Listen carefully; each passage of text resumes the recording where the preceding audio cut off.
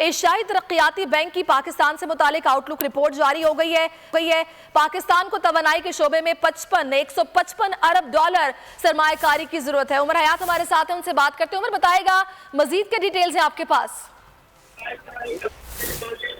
जी बिल्कुल, पाकिस्तान को तवानाई के शोबे में 155 अरब डॉलर सरमायाकारी की जरूरत है और एशियाई तरक्याती बैंक की जानिब से जो central Asia region economic corporation energy outlook जारी की है, उस रिपोर्ट में ये बताया गया है और ये बताया गया कि पाकिस्तान को तवानाई के शोबे में गर्दिशी कर्जे का शदीद मसाइल का सामना है और पाकिस्तान को तवानाई के शोबे में ट्रांसमिशन एंड डिस्ट्रीब्यूशन के मसाइल हैं।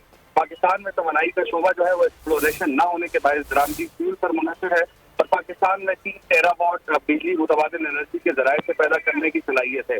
2015 से पाकिस्तान में मुतबादिल एनर्जी के जराये से बिजली की पैदावार में कमी हो रही है और पॉलिसी के फुकदान के बायस पाकिस्तान में एक्सप्लोरेशन में सरमाया में फुकदान हो रहा है। 2019 में पाकिस्तान में मकामी आयल की पैदावार 40 लाख टन थी और पाकिस्तान में सालाना गैस के जखायर में बतदरीज कमी का रुझान जो है वो देखा जा रहा है।